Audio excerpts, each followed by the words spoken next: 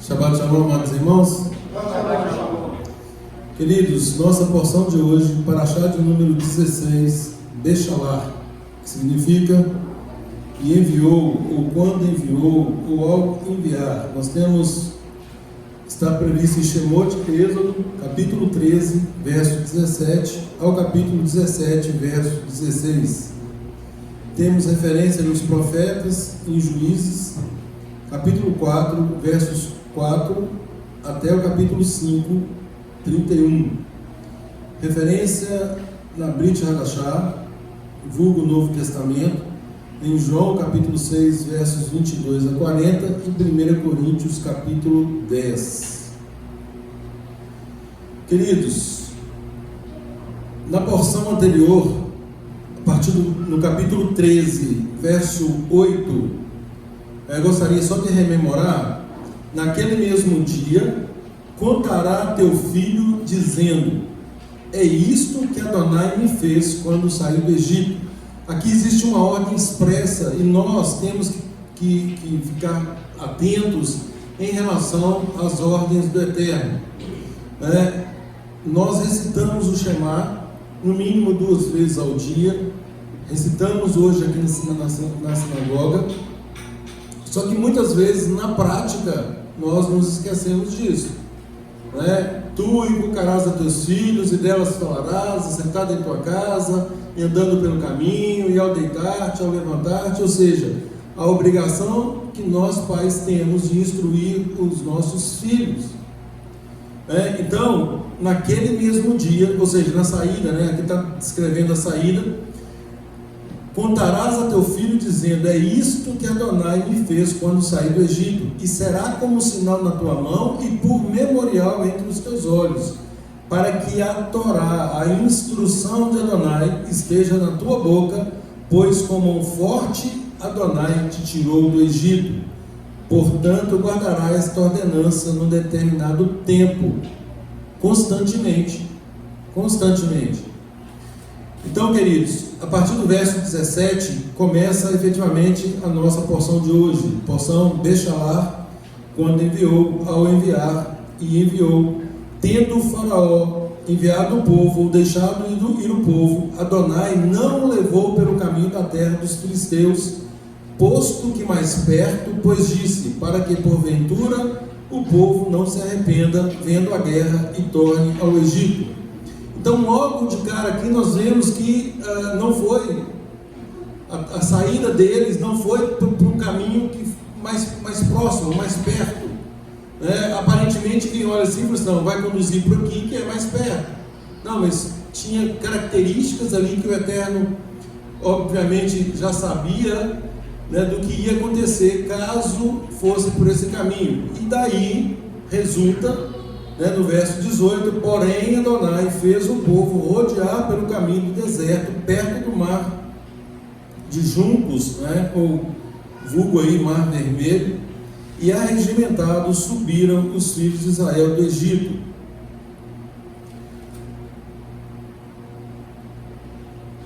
No verso 21, Adonai ia diante deles durante o dia numa coluna de nuvem, para os guiar pelo caminho, durante a noite numa coluna de fogo, para os alumiar, a fim de que caminhassem de dia e de noite.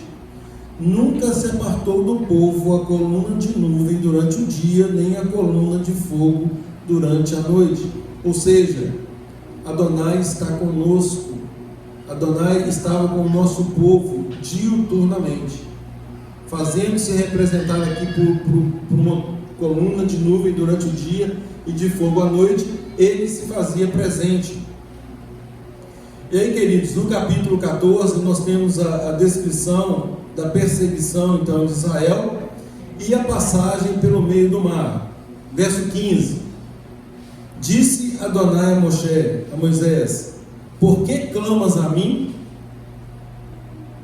Dize aos filhos de Israel que marchem. Muitas vezes, gente, nós já oramos, o Eterno já nos respondeu e nós permanecemos o quê? Inertes. Marchem, ajam, Falamos sobre isso no nosso estudo de quarta-feira. Quando oramos, nós devemos ter a convicção de que o Eterno está nos ouvindo e de que Ele responderá conforme a vontade dEle. Obviamente, o que estamos pedindo, certamente atende esses padrões. Então, a oração que está de acordo com a vontade do Eterno, ela é respondida. O grande problema é que nós, muitas vezes, além da resposta, nós queremos a própria ação. Como aquele pássaro, bebê que fica com a boca aberta esperando colocar na boquinha ali. Então aqui o Eterno diz, por que clamas a mim? Diz aos filhos de Israel que marcham. O Eterno já tinha dado todas as diretrizes, já tinha falado que estaria com o povo, que os tiraria dali, que mostraria o seu poder, que se manifestaria no meio de Israel, que o nome dele seria glorificado, que esse nome teria que ser divulgado, ou seja, várias ações. Então, por que clamas? Diga aos filhos de Israel que marchem. E você, Moisés, levanta a tua vara, estende a mão sobre o mar e divide-o, para que os filhos de Israel passem pelo meio do mar em seco. Verso 17: eis que o coração de Faraó se endurecerá, bem como dos egípcios, para que vos sigam e entrem nele. Serei glorificado em Faraó e em todo o seu exército, nos seus carros e nos seus cavalarianos. E os egípcios saberão que eu sou Adonai, quando for glorificado em Faraó, nos seus carros e nos seus cavalarianos.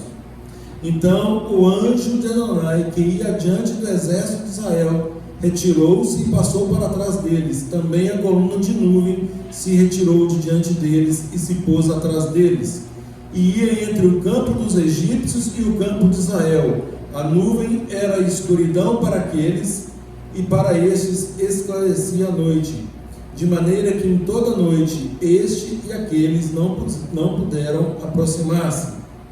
Então Moisés estendeu a mão sobre o mar, e Adonai, por um forte vento oriental que soprou toda aquela noite, fez retirar-se o mar, que se tornou terra seca, e as águas foram divididas. Os filhos de Israel entraram pelo meio do mar em seco, e as águas lhe foram qual muro à direita e à sua esquerda. Os egípcios que os perseguiam entraram atrás deles, todos os cavalos de Faraó, os seus carros, os seus cavalarianos, até ao meio do mar. Na vigília da manhã, Adonai, na coluna de fogo e de nuvem, viu o acampamento dos egípcios e alvoroçou o acampamento dos egípcios. Emperrou-lhes as rodas dos carros e fê-los andar dificultosamente. Então disseram os egípcios: fujamos da presença de Israel, porque Adonai peleja por eles contra os egípcios. Então, queridos, aqui nós temos uma promessa de Adonai cumprida, no sentido de que o nome dele seria glorificado, que ele próprio lutaria em favor do povo, contra os egípcios. Então, na descrição aí nós temos o perecimento desses egípcios no mar. No capítulo 15, o famoso cântico de Moisés, cântico este que será repetido lá em Revelação, lá em Apocalipse, capítulo 15, verso 3. Capítulo 15, Apocalipse, Novo Testamento, Brit Hadashah, tem uma determinação no seguinte sentido: e entoavam o cântico de Moisés. Olha aí, e entoavam o cântico de Moisés, servo de Adonai, e o cântico do Cordeiro, dizendo: grandes e admiráveis são as tuas obras, Senhor Adonai Todo-Poderoso. Justos e verdadeiros são os teus juízos, ó Rei das nações. Quem não temerá e não glorificará o teu nome, ó Adonai? Pois só tu és santo. Por isso todas as nações virão e adorarão diante de ti, porque os teus atos de justiça se fizeram manifestos. Queridos, conforme falamos agora há pouco, o cântico de Moisés e o cântico do Cordeiro. Não é apenas o cântico do Cordeiro, não é apenas o cântico de Moisés, é o cântico de Moisés e o cântico do Cordeiro. Então, isso põe uma pá de cal nos extremos da linha. De um lado, os nossos irmãos ortodoxos, que são legalistas, que seguem a Torá, que seguem a instrução, sem a luz do Mashiach e Yeshua, e do outro lado, o movimento denominado cristianismo, que segue Yeshua, ainda que com outro nome, que seguem Yeshua pensando que estão isentos de cumprirem a Torá, as instruções do Eterno. Então, são dois extremos, e aqui a palavra deixa muito claro para nós, que é o cântico de Moisés e o cântico do Cordeiro. Apocalipse 12, verso 17, diz assim: irou-se o dragão contra a mulher e foi pelejar com os restantes da sua descendência. Quem são os restantes da sua descendência? Quem é o dragão? Quem é a mulher? Então, aqui nós temos o nosso inimigo, nós temos a mulher aqui representada como sendo a congregação, irou-se contra a mulher e foi pelejar com os restantes da sua descendência. Com quem o inimigo está pelejando? O próprio verso responde: com os que guardam os mandamentos de Adonai e têm o testemunho de Yeshua. Então, duas coisas: guardam os mandamentos e têm o testemunho de Yeshua. Apocalipse 14, verso 12, praticamente repete: aqui está a perseverança dos santos. É um ato de perseverança, é um ato de continuidade, de fidelidade. Aqui está a perseverança dos santos, os que guardam os mandamentos de Adonai, e a emuná em Yeshua, e a confiança e a fidelidade naquele que foi enviado pelo Pai para cumprir o papel de reconciliação, para nos justificar diante dele. Então, novamente, aqui está a perseverança dos santos.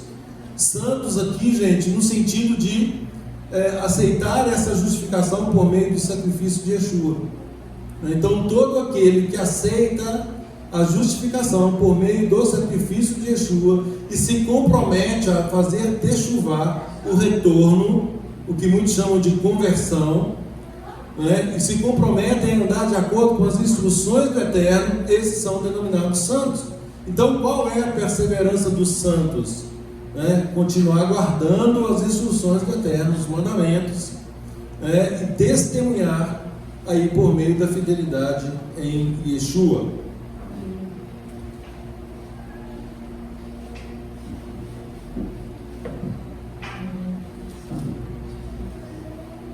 Nos versos, queridos, 22 a 27 do capítulo 15, faço questão de ler: fez Moisés partir a Israel do mar Vermelho e saíram para o deserto de Sur. Caminharam 3 dias no deserto e não acharam água. Queridos, esse verso é supedâneo, é alicerce, é justificativa para o nosso povo não deixar de se reunir, de se congregar por mais de 3 dias. A água aqui, obviamente, qual é o significado profético de água? Palavra. Isso. Então a água significa a palavra. Saíram para o deserto de Sur, caminharam 3 dias no deserto e não acharam água. Então esse é o fundamento pelo qual o nosso povo se reúne no mínimo a cada 3 dias. Então em Israel hoje tem sinagoga que funciona no Shabat, é óbvio, todas no Shabat, mas para além do Shabat, na segunda e na quarta, ou na segunda e na quinta. O importante é que não ultrapasse 3 dias. Então, esse é o verso que fundamenta isso. Verso 23: afinal chegaram a Mara, todavia não puderam beber as águas de Mara, porque eram amargas, por isso chamou-se-lhe Mara. E o povo murmurou. contra Moisés, dizendo: que havemos de beber? Então Moisés clamou a Adonai, e Adonai lhe mostrou uma árvore. Lançou Moisés nas águas, e as águas se tornaram doces. Deu-lhes ali estatutos e uma ordenação, e ali os provou. Então o povo estava sendo provado. Mais uma vez o povo murmura. É aquela coisa, nós estamos caminhando, sabemos quais são os planos do Eterno, sabemos das instruções, sabemos os caminhos que devemos percorrer, mas como eu disse agora há pouco, nós permanecemos inertes.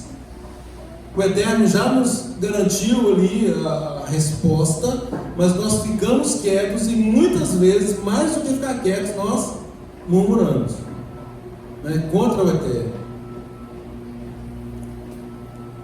E disse: se ouvires, olha aí, se ouvires atento a voz de Adonai teu Deus. Gente, condicionante. Toda vez que tiver um se, é uma condição, Se chegar cedo, tomaremos um café assim, assim, assado. Se for aprovado no concurso, tomará posse. Se andares no caminho de Adonai, será também aprovado para o mundo vindouro. Então é se. Se é uma condicionante, não é garantia, não é uma frase que já contém ali o resultado. Não, esse se me provoca a agir. Olha, Maxwell, se você ouvir atento a voz de Adonai teu Deus, e fizeres o que é reto diante dos olhos dele, e se você der ouvido aos seus mandamentos, e guardar todo o seu estatuto, nenhuma enfermidade virá sobre ti, das que enviei sobre os egípcios, pois eu sou Adonai que te sara. Olha aí. Então chegaram a Elim, onde havia 12 fontes de água e 70 palmeiras, e se acamparam junto das águas. Queridos, com relação a essa condicionante, nós sabemos, falamos disso em quase todos os nossos estudos. O Eterno, nós sabemos que o Eterno declara: eis que põe diante de vós, diante de vocês, diante de nós, a bênção, ou melhor, as bênçãos e as maldições. Escolham as bênçãos.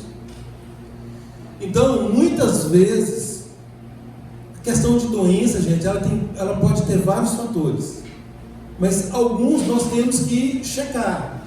Aquilo que eu falava mais cedo, enquanto eu orava, o que me veio ao coração é exatamente isso, porque às vezes é algo que nós mesmos estamos provocando. É algo que eu tenho que fazer na minha casa, por exemplo, a questão de dormir cedo, qualidade do sono. Quem dorme mal, prejudica a sua saúde. A alimentação, uma alimentação mais natural, mais frugal, então isso contribui também para a nossa saúde. A questão de mídia hoje é um veneno para nós. Se é para nós adultos, porque consomem muito o nosso tempo, imagine para as crianças. O que nós vemos muitas vezes é os pais entregarem aos filhos um aparelho celular aí até de última geração, e não exercer nenhum tipo de fiscalização em cima da criança. Isso, gente, é de uma irresponsabilidade inominada. Vai prestar contas disso, não tem jeito. E aí, obviamente, a criança sofre com isso, porque ela recebe um influxo de informações muito forte, muito violento, e aquilo é perturbador. As imagens associadas a sons, e o tempo de exposição, isso certamente vai prejudicar a saúde da criança. Então são cuidados que nós mesmos temos que ter para termos saúde perfeita. Eventualmente, se eu estou cumprindo, se eu estou alimentando direitinho, se eu estou tomando sol, se eu estou aproveitando aí a naturalidade do ambiente, e não ficando em ambiente com ar-condicionado o tempo todo, se eu cumpro toda a minha parte e ainda assim adoeço, Então, assim, esse é o momento de orar, esse é o momento de pedir cura. Por quê? Porque eu faço a minha parte, né? Eu estou sendo zeloso ali com aquilo que me compete. Então, quando o Eterno, Ele diz: se vocês fizerem isso, se vocês derem ouvido à minha voz, obedecerem aos meus mandamentos e tal, nenhuma enfermidade virá sobre vocês, nenhuma enfermidade virá para nós.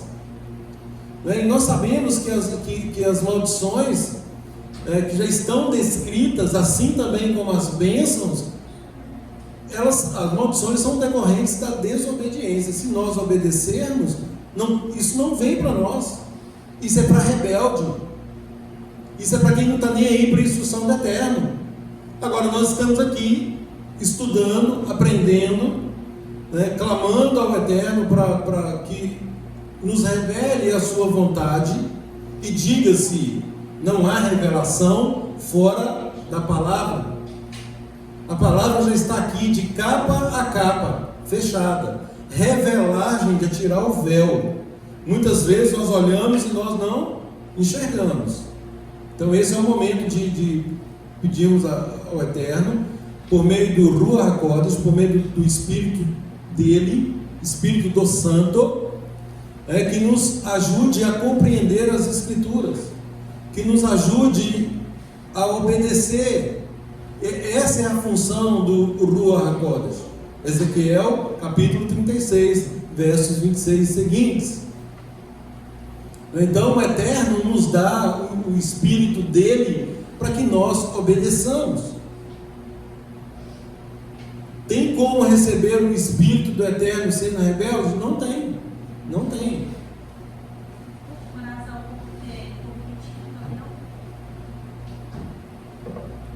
Incircunciso de coração, né? Uma pessoa que mantém barreiras. O que é uma pessoa incircuncisa de coração? É uma pessoa que acaricia algo que ela não quer tirar dali, que acaba impedindo um relacionamento pleno entre ela e o Eterno. Não abre mão, não está ouvindo, está com o coração o quê? Endurecido, né? Coração endurecido, coração circunciso, incircunciso. Então, a circuncisão de coração é retirar tudo aquilo que nos impede de nos relacionar com o Eterno. Qualquer coisa, pode ser qualquer coisa. Então é algo para que nós atentemos.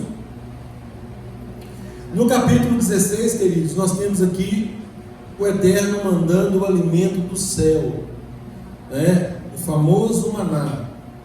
Então é o alimento, é o pão. Verso 3: disseram os filhos de Israel: quem nos dera tivéssemos, olha aqui de novo, quem nos dera tivéssemos morrido pela mão de Adonai na terra do Egito. Como, gente, como uma experiência dessa resulta numa afirmativa assim? Quem nos dera tivéssemos morrido lá no Egito pela mão de Adonai, quando estávamos sentados junto às panelas de carne e comíamos pão a fartar, pois nos trouxeste esse deserto para matar de fome toda esta multidão. Então disse Adonai a Moisés: eis que vos farei chover do céu pão, e o povo sairá e colherá diariamente a porção para cada dia, para que eu ponha à prova. Olha aqui, gente, olha o objetivo. Tudo o que o Eterno faz tem um objetivo. Qual é o objetivo de enviar pão do céu? Está no texto. Qual é o objetivo? Para que eu ponha à prova se andam na minha instrução ou não. Ou não. Então, queridos, qual que é o princípio que eu extraio daqui? O princípio é o seguinte: quem me dá, ou quem nos dá o nosso pão é o Eterno. Não existe essa questão da pessoa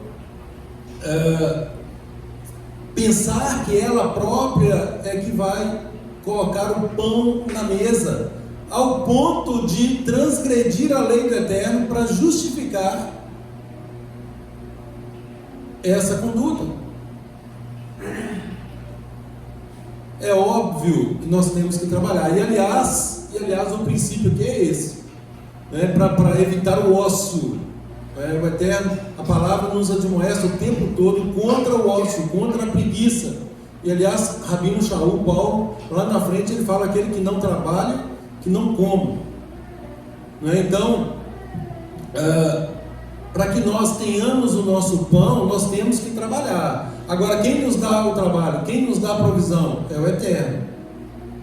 E muitos querem trabalhar contrariando a vontade do Eterno, em trabalhos que ele não aprova, ou em dias e horários também que ele não aprova, sob a justificativa do pão. Então, quando fala aqui da provisão do maná, é para saber se andam na minha instrução, para que eu os prove se confiam em mim ou não. Então, por exemplo, o mandamento do Shabat, de santificar o Shabat, de celebrarmos o Shabat, de descansar, cessar as nossas atividades no dia de Shabat, é a maior prova de emuná, de fidelidade, de confiança no Eterno. Essa é a maior prova.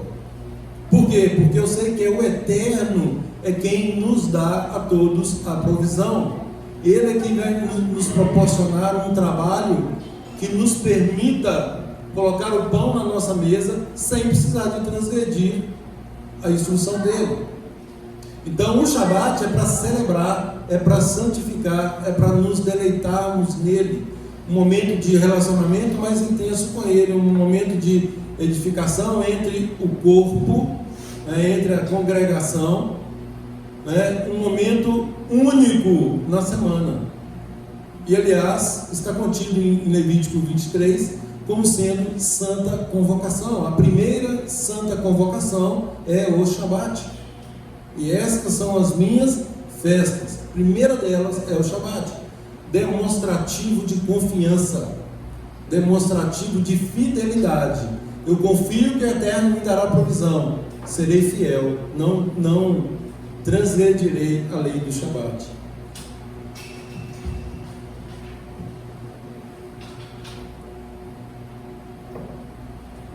E aqui, queridos, nós sabemos que nessa caminhada vai resultar na entrega oficial, formal da Torá, da instrução, dessa instrução.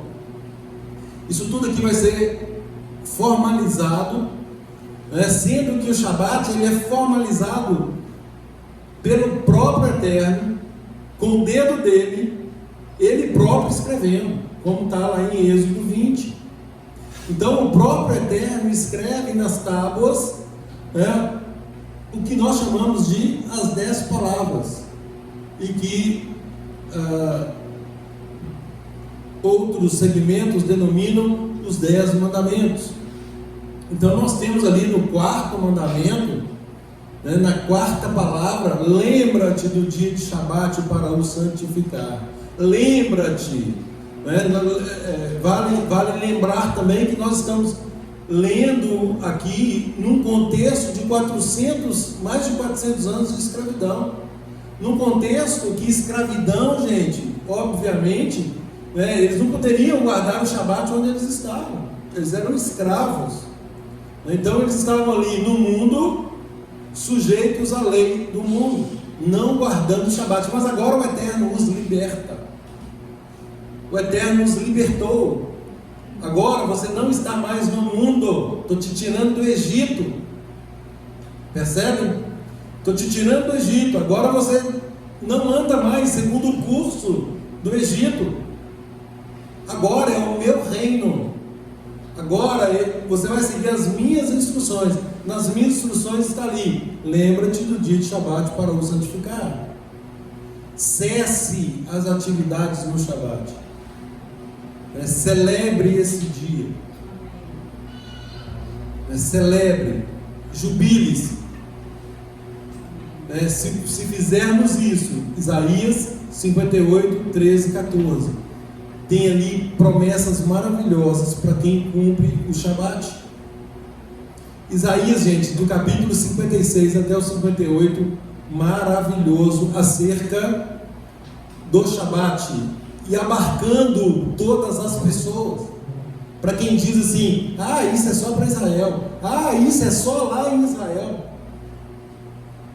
Gente, ledo engano, sofismas, mais uma mentira com o objetivo de nos afastar das bênçãos do Eterno, de nos afastar de um relacionamento pleno com Ele. O único objetivo do nosso inimigo é exatamente colocar uma gotícula de fermento, uma poeirinha de fermento, na instrução do Eterno, para que aquilo fique levedado. E aí nós encontremos uma justificativa plausível, entre aspas, para descumprirmos aquele mandamento. Infelizmente, muitos caem nessas ciladas aí. Quais eram os tipos de carne que eles estavam com saudade? Com certeza, comida pura. Com certeza. Aqui fala de alguns alimentos que não tem nada de impuro nesses alimentos. Por exemplo, cebola, alho poró e tal. Não tem nada de impuro. A questão é a forma, o que eles estavam fazendo lá, como que essa comida era servida ali. E aí nós vamos ver na Haftarah o motivo disso.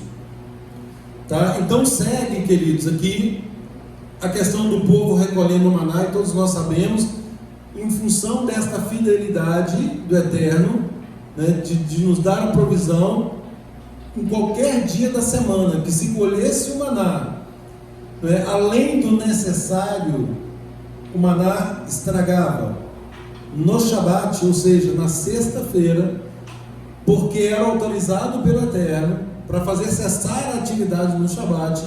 A pessoa poderia colher porção dobrada, e aquilo não se perdia.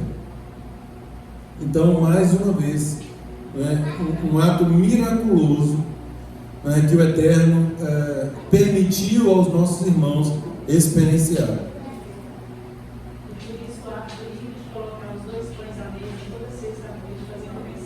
A porção dobrada, exatamente. Então, por tradição, é óbvio, nós comemoramos o Shabat, celebramos o Shabat com 2 pães à nossa mesa. Esses 2 pães representam exatamente a porção dobrada. Essa porção dobrada. E é maravilhoso participar dessa refeição, celebrando em família. E é exatamente o que nós temos instigado aqui, que todos pratiquem, para que usufruam dessas bênçãos. E a porção, queridos, ela termina no capítulo 17. Mais uma vez no capítulo 17 nós temos: tendo partido toda a congregação dos filhos de Israel no deserto de Sim, fazendo suas paradas, seguindo o mandamento de Adonai, acamparam-se em Refidim, e não havia ali água para o povo beber. Mais uma contenda aqui acerca de água. O verso 2 explicita isso: contendeu, pois, o povo com Moisés e disse: dá-nos água para beber. Respondeu-lhes Moisés: por que contendeis comigo? Por que tentais a Adonai? Tendo aí o povo sede de água, mais uma vez o que? Murmuraram contra Moisés. E disse: por que nos fizeste subir do Egito para nos matardes de sede, a nós, a nossos filhos e aos nossos rebanhos? Então clamou Moisés a Adonai: que farei a este povo? Só resta agora eles me apedrejar. Estão reclamando demais comigo aqui, daqui a pouco vão me apedrejar. Respondeu Adonai a Moisés. E aí o Eterno dá ordem para que a água surja ali pela rocha. No verso 7 diz: chamou o nome daquele lugar Massá e Meribá, por causa da contenda dos filhos de Israel, e porque tentaram a Adonai dizendo: está o Senhor no meio de nós ou não? Dá para ter dúvida, gente? Depois de tudo isso, essa pergunta ela é plausível? Está o Senhor no meio de nós ou não? Né? Lendo esses relatos anteriores, né, chegar a uma pergunta dessa, isso efetivamente é tentar a Adonai, isso é titubear na fé, na confiança, né? Se o Eterno falou, aquilo vai acontecer. Nós não podemos duvidar. Está o Eterno no nosso meio ou não? Muito simples, gente, saber. Estamos fazendo a vontade dele, ele está no nosso meio. Estamos desobedecendo a vontade dele? Não, ele não está no nosso meio. Muito simples.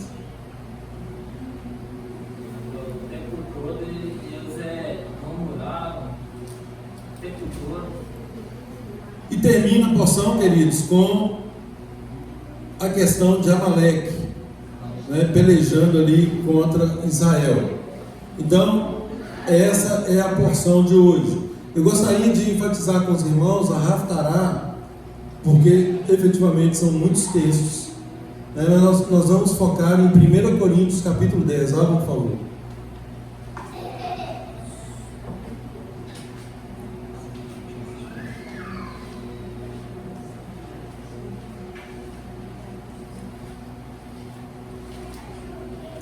Primeira Coríntios capítulo 10.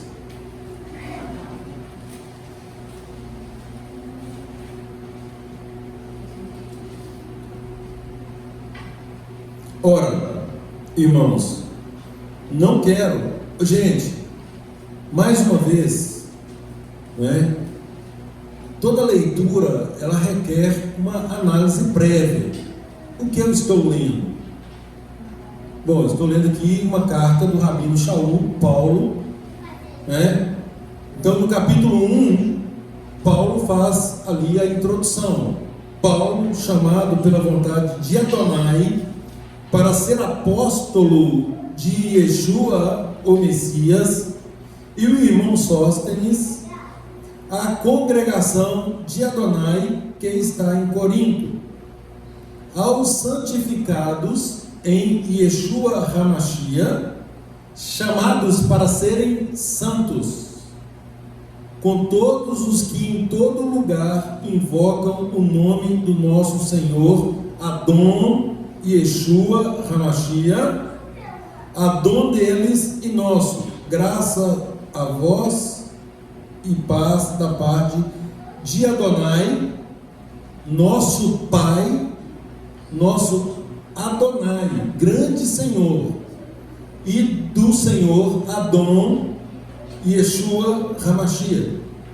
Gente, só essa introdução aqui, eu posso falar isso aqui o dia inteiro, só nessa introdução.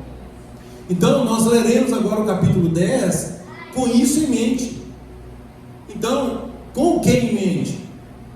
Paulo é o remetente, os irmãos que estão em Corinto são os destinatários, né? A congregação de Adonai. Então já é uma congregação de pessoas que estão servindo a Adonai, santificados por Yeshua, ou seja, entenderam a justificação por meio do sacrifício de Yeshua. Então não é qualquer congregação, é uma congregação de Adonai, né? Santificados em Yeshua, com que objetivo? Chamados para ser santos. Bom, mas aí ele escreve, aí ele amplia um pouquinho. Olha, eu estou escrevendo para Corinto, mas também para todos os que em todo lugar invocam o nome do nosso Adon Yeshua, Senhor deles e nosso. E aí ele faz o cumprimento. Graças a vocês, da parte de Deus, nosso Pai, e do nosso Senhor Adon Yeshua HaMashiach. Então, estabelecida essa premissa, agora vamos ler o capítulo 10.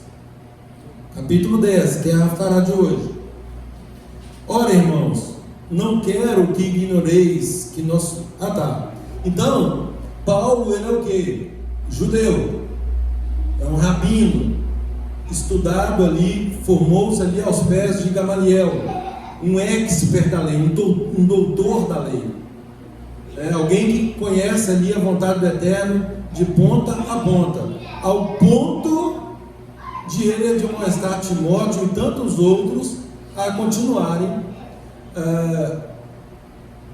cumprindo todas as instruções, né? Ele fala para Timóteo: procura apresentar-te a Adonai como varão aprovado, que não tem do que se envergonhar, que maneja bem a palavra da verdade. E essa palavra da verdade, naquela época, era e continua sendo a Torá, é óbvio isso. Essa carta não integrava o cânon, nem essa carta, nem nenhuma outra. Ou seja, a Brit Hadashah, ou seja, o Novo Testamento ainda não estava formado. Lembrando que o Novo Testamento, né, não é uma nova, não é uma nova lei no sentido de norma. Né? O Novo Testamento, na verdade, essa renovação de aliança é cumprimento de profecia. Cumprimento de profecia.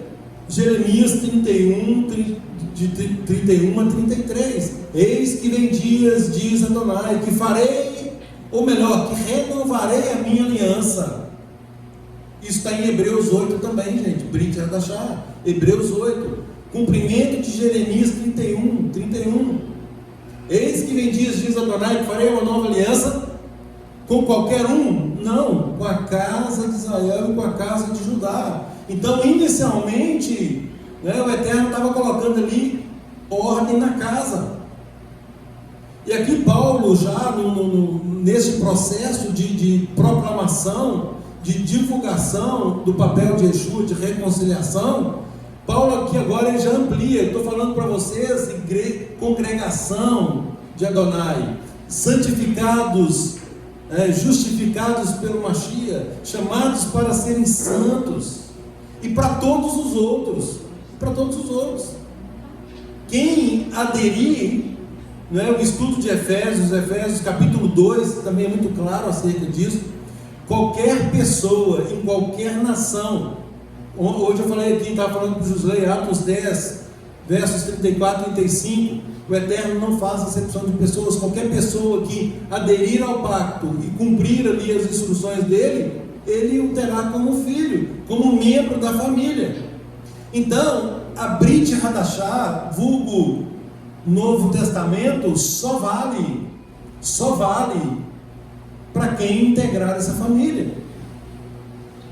Eis que vem dias, diz Adonai, que renovarei a minha aliança com a casa de Israel e com a casa de Judá. E aí ele fala: não conforme aquela aliança que fiz com seus pais e tal, quando tirei da terra do Egito, né? Mas agora a lei, a Torá, a instrução será gravada no nosso coração, na nossa mente. E aí, em Ezequiel 36, ele fala que ele nos dará o Espírito, vai tirar esse coração duro de pedra e nos dará um coração de carne, para que nós possamos obedecer. Não faz nenhum sentido, né, uma pessoa integrar um pacto e não querer cumprir esse pacto. Isso é um contrassenso. Então, a Brit Hadashah, primeiro, é para os eleitos de Israel, da casa de Israel e da casa de Judá. E isso justifica as palavras do próprio Yeshua quando ele diz, ou quando ele disse, eu não vim senão as ovelhas perdidas da casa de Israel. Inicialmente é exatamente isso que ele está fazendo, essa reconciliação da casa de Israel e da casa de Judá. Agora, por ocasião da ascensão dele, aí a ordem agora sereis minhas testemunhas, tanto em Jerusalém como em toda a Judéia e Samaria, e até os confins da terra. Agora sim há uma ampliação. É exatamente isso que Paulo fala aqui. Então, queridos, vamos lá. É nessa linha de raciocínio de um judeu que conhece a história, que tem um princípio, que tem um meio e que tem um fim, é que Paulo escreve aqui. Então, com isso em mente, não tem como errar. O raciocínio é muito claro.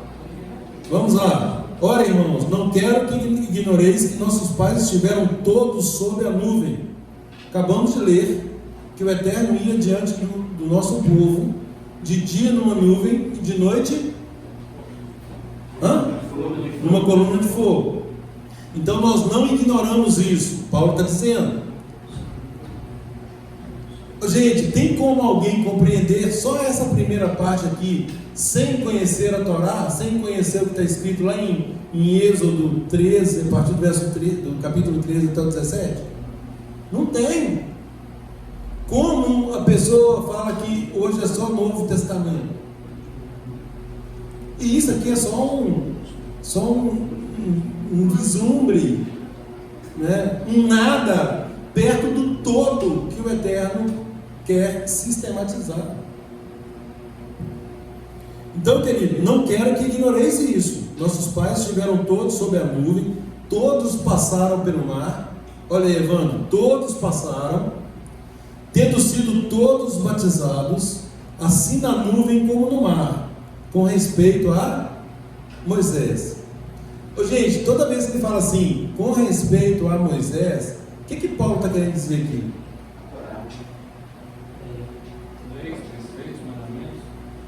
Exatamente, com relação a Moisés aqui é sinônimo de instrução da terra, leis, estatutos, mandamentos, ordenanças, tudo. Então, é praxe do nosso povo falar. Quando falar em Moisés, ele não está se referindo à pessoa de Moisés, ele está se referindo àquilo que Moisés representa. Tendo sido todos batizados assim na nuvem como no mar, com respeito a Moisés, todos eles comeram de um só manjar espiritual e beberam da mesma fonte espiritual, porque bebiam de uma pedra espiritual que os seguia, e essa pedra era Machia. Queridos, se nós pegarmos aí vários tratados do nosso povo, da Torá, eles falam exatamente isso. Eles falam que o Machia acompanhava o povo do Eterno, acompanhava por onde o povo ia, o Machia estava acompanhando. Obviamente, eles estão falando de Machia, e obviamente também nós sabemos que o nosso Machia é Yeshua, ou melhor, que o Machia é Yeshua. Queridos, então todos bebiam de uma mesma fonte espiritual. Abram, por favor, em Jeremias. Deixa eu conferir aqui, por favor.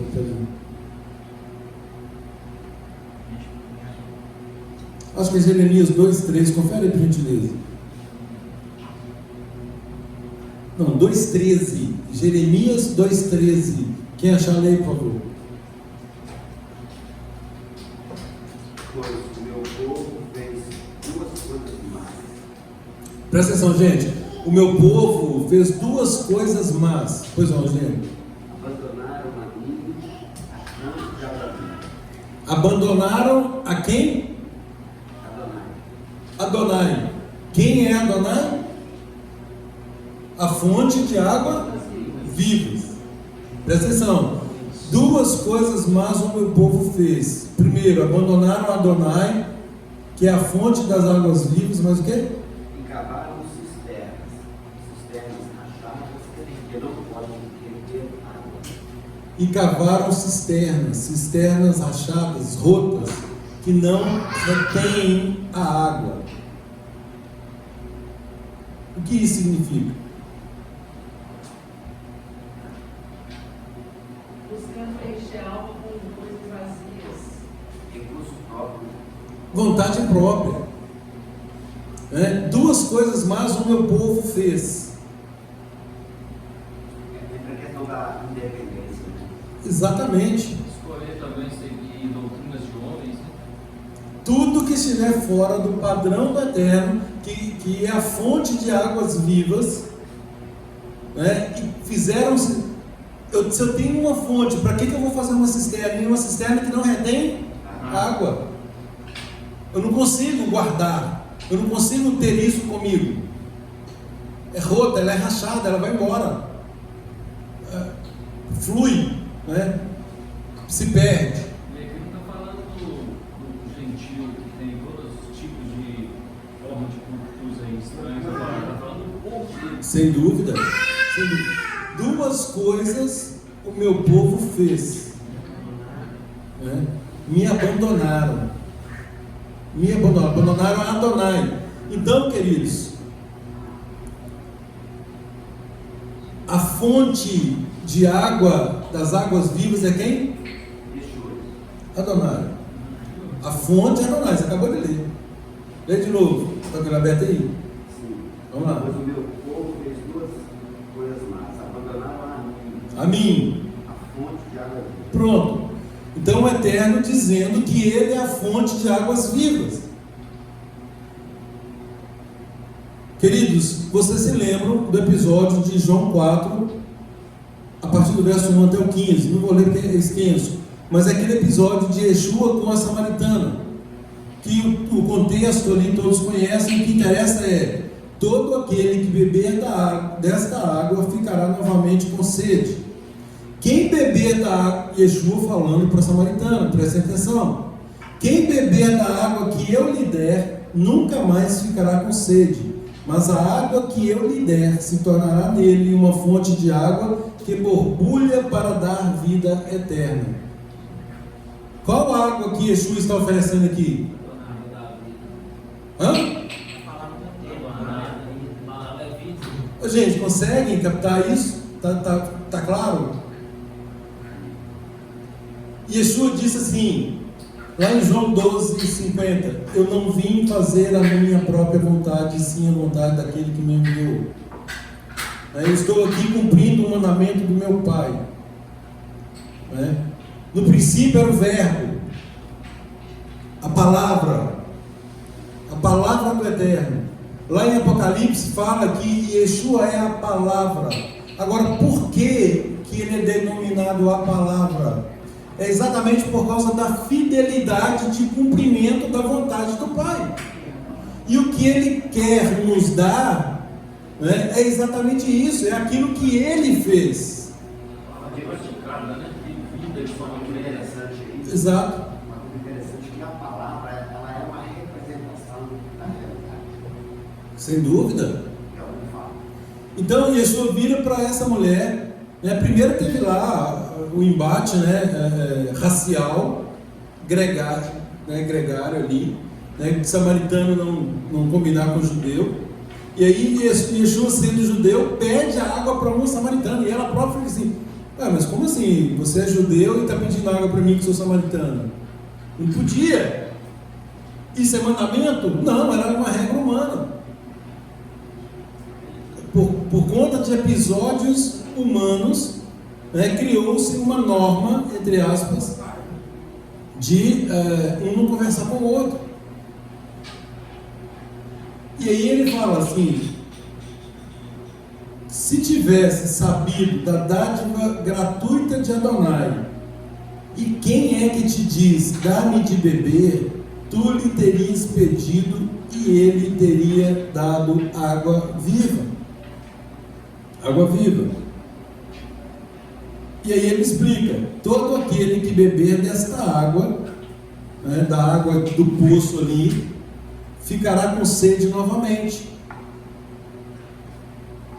Mas quem beber da água que eu lhe der, nunca mais ficará com sede. Mas a água que eu lhe der se tornará nele uma fonte de água, não uma cisterna rota. Ele vai se tornar uma fonte. que borbulha para dar vida eterna. Pois não. Jeremias 4 também, dentro do seguindo aquele diálogo, né? Do eterno conosco, o povo fez duas coisas erradas. Ele mandou João primeiro, depois foi cavar suas próprias fontes. Isso. Em Jeremias 4, eu fico encantado com o amor de Deus. Ele continua: se voltares, ó Israel. Aham. Diz o Senhor, volta para mim. Eu acho tão lindo, gente. Isso é uma coisa maravilhosa. O povo está rebelde, desobedeceu, acabando de ser pessoas, e ele está falando: se voltares, volta para mim. E se tirares as tuas abominações de diante de mim, não orarás mais daquela mão. E jurarás: vive o Senhor na verdade, no juízo e na justiça. E nele se bendirão as nações, e nele se gloriarão.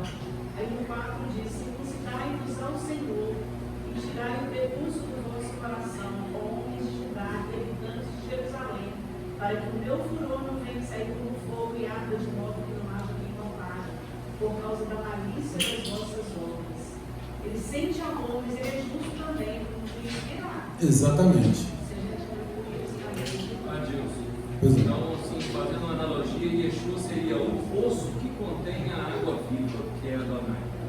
Se nós procurarmos em outros poços, nós não encontraremos. Ele é a representação exata do Eterno, ele é o representante do Eterno aqui para promover a reconciliação. Entendeu?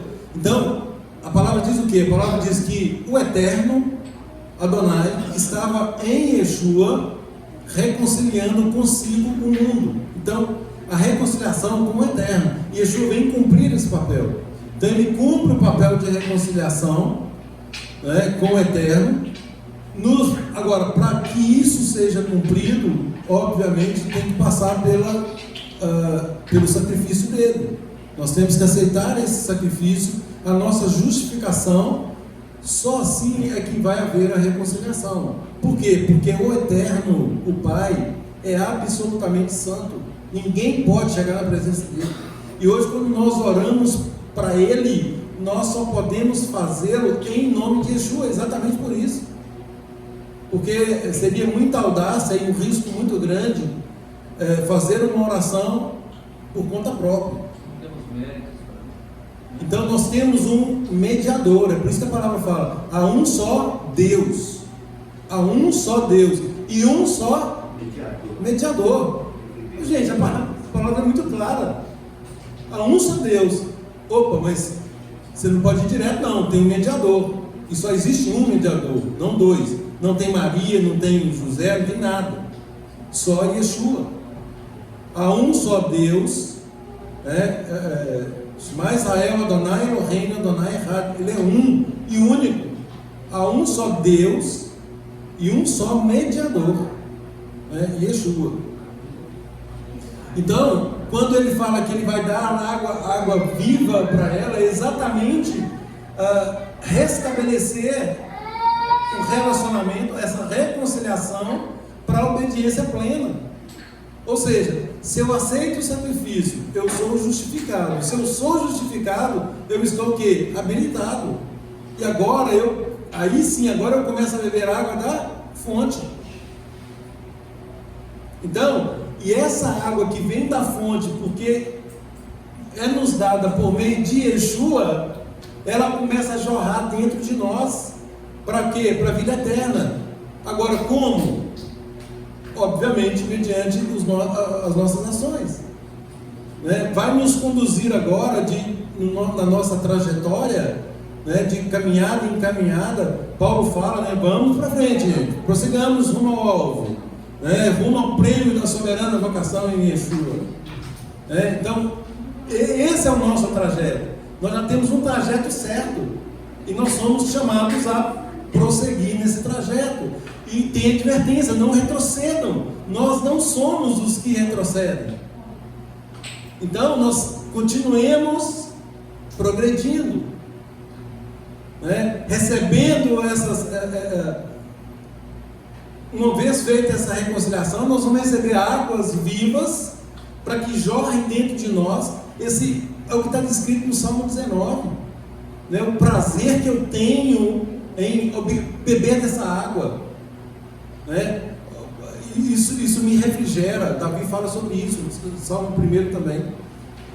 Isso me refrigera, isso refrigera minha alma, isso me cura, isso promove alegria, isso promove riqueza, tudo de bom. Vida, em resumo, e vida eterna, exatamente. Isso vai jorrando de ação em ação para a vida eterna. Esse é o objetivo. Então, queridos, aqui é uma descrição, por isso que eu digo, aliás, isso está escrito aqui. Vamos prosseguir na leitura. Eu vou utilizar aqui. 5. Entretanto, Adonai, então no 4 ele fala que essa pedra que acompanhava era Yeshua. Entretanto, Adonai não se agradou da maioria deles, razão porque ficaram prostrados no deserto. Gente, verso 6, vamos ler em conjunto. Talvez aí a versão vai dar um probleminha, mas vamos ler em conjunto o 6. Ora, essas coisas se tornaram o quê? Exemplos para nós. Tem alguma tradução diferente aí? Então, todas essas coisas foram acontecimentos históricos, prefigurativos, com aviso para não colocarmos o coração nas coisas más, como eles fizeram. Essa tradução é complexa, hein? Verso 6. Ora, essas coisas se tornaram exemplos para nós. Com que objetivo? Olha aí. Olha aí. A fim de que, exatamente isso aí, a fim de que não cobicemos as coisas más como eles cobiçaram. Cobiçaram, murmuraram. O Eterno está cuidando. Ah não, antes eu tivesse morrido lá. Colocar o coração, conforme a nossa tradução que fala mesmo, coração das coisas más. Estão lembrando das coisas ruins que tinham lá no deserto, lá no Egito. Ainda que houvesse ali licitude em algumas coisas, mas o objetivo, o que permeava aquilo ali era ruim, era prejudicial. É exatamente isso que Paulo está pontuando. Então, gente, por que essa história, por que nós estamos estudando essa porção? Para exemplo para nós, é para nós não incorrermos nos mesmos erros.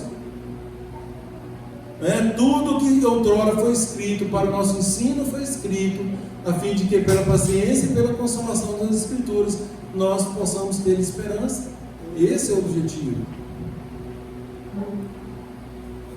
Então, verso 7: não vos façais, pois, olha aí o que resultava aquelas condutas más, ou as coisas más. Não vos façais, pois, idólatras, como alguns deles, porquanto está escrito: o povo assentou-se para comer e beber, levantou-se para se divertir. E não pratiquemos imoralidade, como alguns deles o fizeram, e caíram num só dia 23.000. Gente, tem uma discussão aqui teológica de 23 com 24. E aí, qual que é o sode disso aqui? Qual que é a resposta?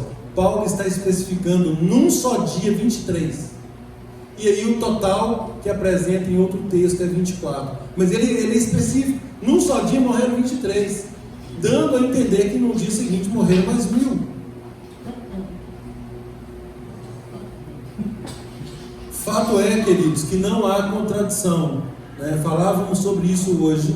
A palavra ela não se contradiz. Numa interpretação sistemática, qualquer erro, entre aspas, ele é aparente. Então é o momento de pesquisarmos a fundo, sobretudo aí pelo original hebraico, para entendermos o contexto e onde está o erro, que certamente é de tradução.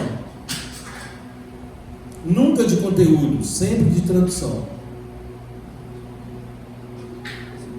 Ou seja, a essência ela permanece.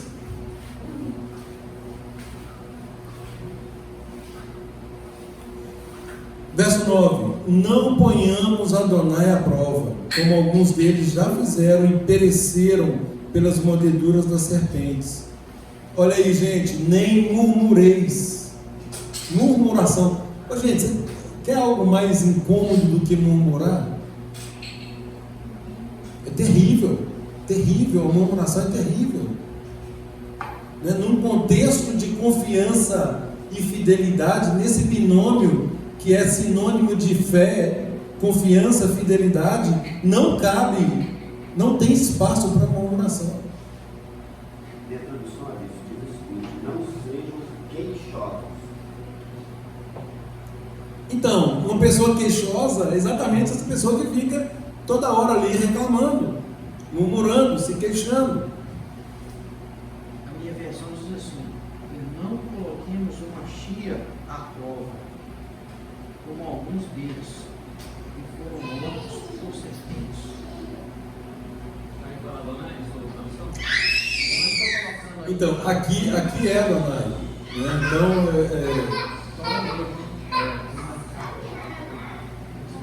e o que Adonai fez lá? O que Adonai fez lá foi uma figura representativa do Mashiach.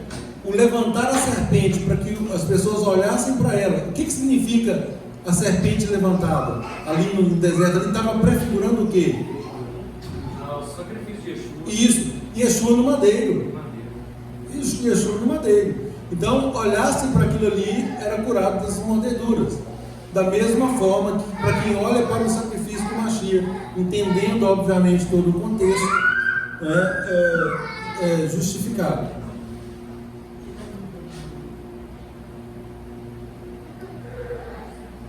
Verso 11. Olha o verso 11 de novo, gente. Estas coisas lhes sobrevieram, ou seja, isso aconteceu com eles como exemplos, mais uma vez. Exemplos, e foram escritas para quê? Aviso para nós. Aviso, advertência na minha versão. Isso. Aqui foram escritas para nossa advertência. Para nós, sobre quem os fins do século têm chegado. Aquele, pois, que pensa estar em pé, veja que não caia. E eu termino aqui com o verso 13.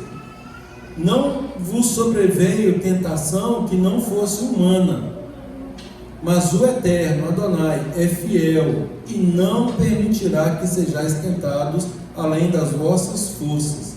Pelo contrário, juntamente com a tentação, vos proverá livramento, de sorte que a possais suportar.